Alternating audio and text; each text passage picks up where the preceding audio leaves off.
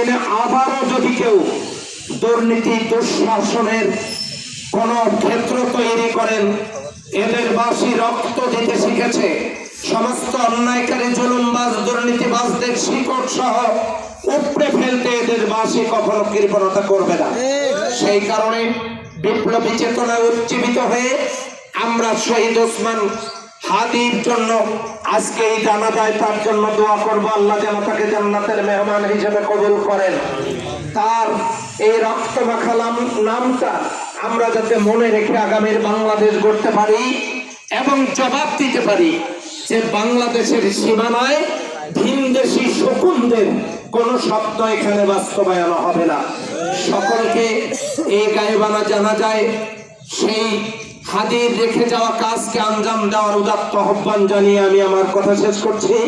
আসসালামু আলাইকুম ওয়া রাহমাতুল্লাহ। সকলকে ধন্যবাদ।